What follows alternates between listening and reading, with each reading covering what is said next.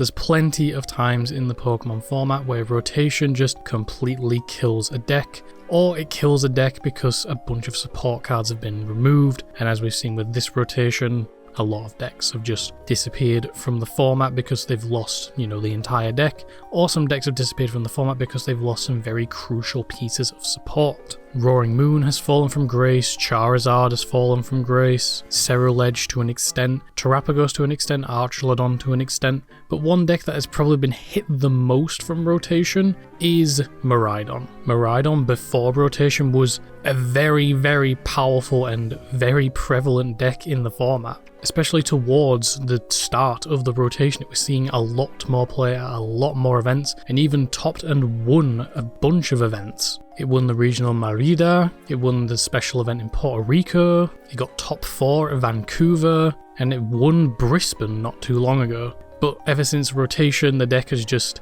not been the same because of all the support and powerful cards that it has lost. Raichu V, a very powerful attacker that can discard a lot of lightning energy to deal one-hit KOs. Raikou V, one of the deck's main attackers, considering you want to go second, and you can very easily build up a full bench, and then with Raikou V just take a KO right at the beginning of the game. Rotom V as well, some deck lists were playing for an easy draw. Luminium V allowing you to get any support card you want. And even a couple of trainer cards like Switch Card being able to switch around your Pokemon very easily, though the deck does play Latias for easy retreat because everything's basic. Hisuian Heavy Ball's a big one, allowing you to get stuff out of your prize cards. Forest Sealstone because you play a lot of V Pokemon, so you just grab anything you want from the deck. And Double Turbo to an extent, because it helps power up Iron Hands that more easily, instead of having to rely on purely electric generator. Over in Japan, people have been trying to build Miraidon back up, but it just hasn't really been working out until recently. Miraidon is kind of back, and some would say better, if not on the same level it was before rotation, and it's all thanks to one card that I, in a previous video, said was actually pretty good, and now people are realizing it is pretty good, that being Joltik from Stellar Crown. Yes, this one card has brought Miraidon back into the spotlight. It's a Jolting Charge Attack for 1 colorless, says search your deck for up to 2 basic Grass energy cards and up to 2 basic Lightning energy cards, and attach them to your Pokemon in any way you like. So this card for 1 energy can accelerate 4 energy cards from the deck. And you can probably already guess where this is going. Iron Hands EX only requires 4 energy for Ampu very much, so just by using Joltik's attack, Iron Hands is fully powered up. Not to mention that you're accelerating Grass and Lightning energy from the deck, so that opens up the deck to multiple different ways of using attackers. A lot of lists have not only been playing Iron Hands, but of course Pikachu, as it requires a Grass, Lightning and Metal energy, so all you need to do is attach a Metal energy to it, and now it can attack. Plus keep in mind it says 2 basic Grass energy and 2 basic Lightning energy to your Pokemon in any way you like, so you could attach 1 Lightning and a Grass to Pikachu, and then the other Lightning and a Grass to anything else. You could attach it to Miraidon to use Photon Blaster. You could attach it to Iron Leaves if you unfortunately had it on the bench. This card does 180 damage for 2 Grass and a colorless, but during the next turn it can't use its attack. But the main thing about this card is its Rapid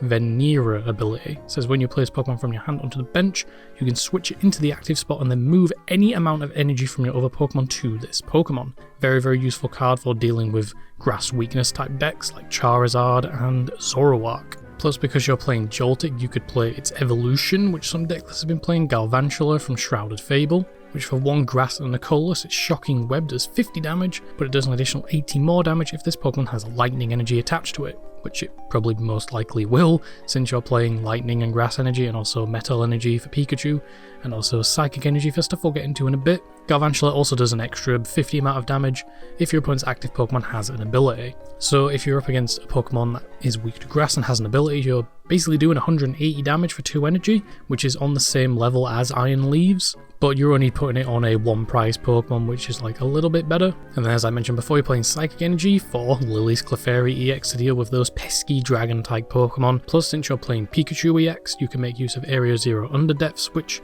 the deck lists aren't actually playing. They're mainly, well, some of them just aren't playing it. Some of them are playing the Gravity Mountain that reduces HP of Stage 2 Pokemon by 30, so you can very easily knock out stuff like Dragapult or Charizard with just Pikachu, but they're not really playing Area 0 Underdepths, so I mean, I guess you kind of don't really need it, because for each bench Pokemon you're doing, what, 200 and something, and then times by 2, it's obviously going to be a knockout anyway, so there isn't really a point in doing that. But this deck is pretty much just a very aggressive version of Miraidon.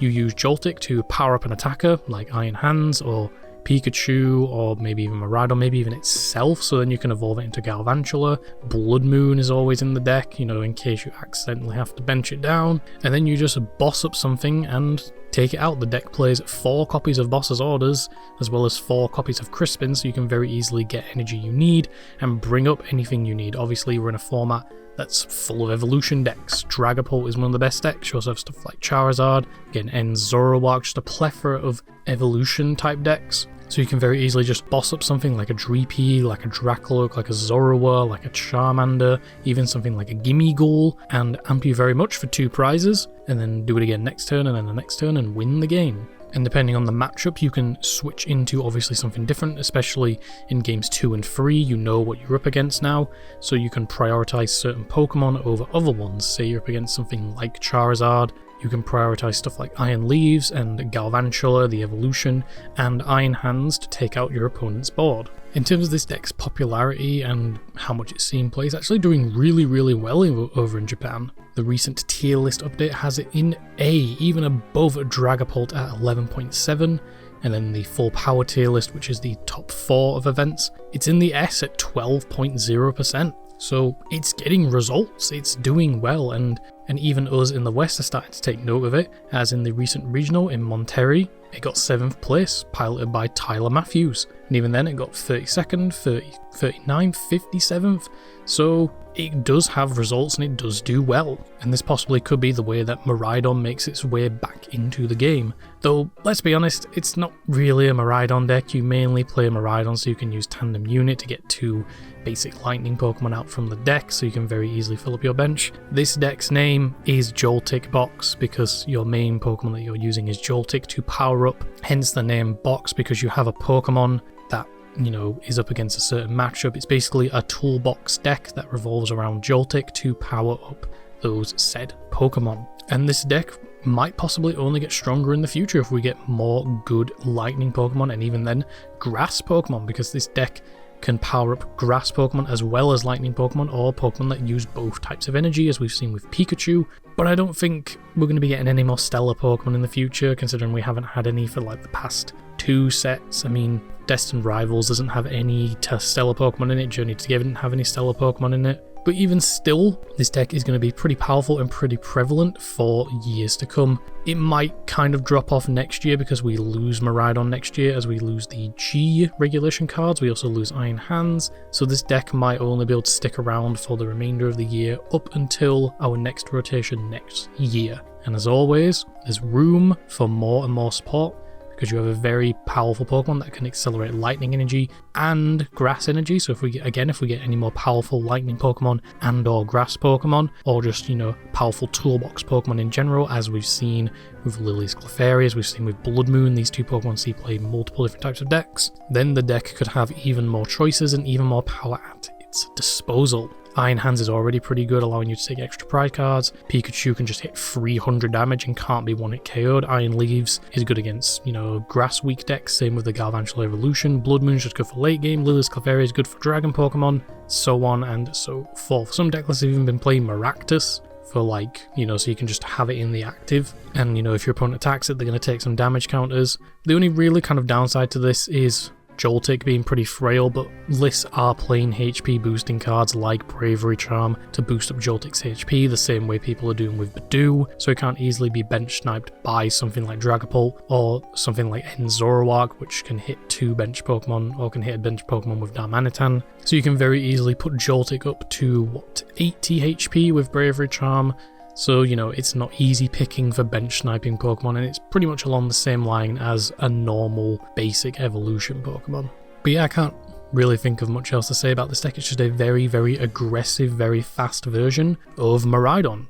I'm guessing your main goal is to go second, set up a Joltik and a bunch of stuff on the bench that you can power up, use Joltik's attack, get those Pokemon powered up, and then just start taking knockouts next turn with your 4 copies of Boss's Orders, not to mention Prime Catcher and Counter Catcher and all those types of cards. The deck is just a toolbox deck that is very aggressive and very fast and has a very powerful form of energy acceleration at its disposal, as well as a plethora of different Pokemon that it can use at its disposal for any matchup it wants. It reminds me a lot of Box. How Box had multiple different Pokemon that, suited multiple different matchups. You also had all the different masks that could do different things, and you also had stuff like Lily's Clefairy, and all these types of Pokemon, and Joltik Box is kind of the same thing. It has a counter for each matchup, basically, and because of that, it has been doing very, very well in the format. And that's it for this video. I'd like to thank you all for watching. Let me know your thoughts in the comments about Joltik Box. Are you going to be picking up this deck? Have you been eyeing up this deck for a little while? Do you think this deck will become more prevalent in the format as people start to pick it up? Because I know a lot of people are a pretty big fan of Miraidon, especially towards the end of our last rotation. Miraidon saw a lot more play, so maybe people might want to pick it back up and start playing with it again. Let me know in the comments. Thank you all for watching. Make sure to like, comment, subscribe, all of that nonsense, and I will see you in the next video, whatever that may be. Take care.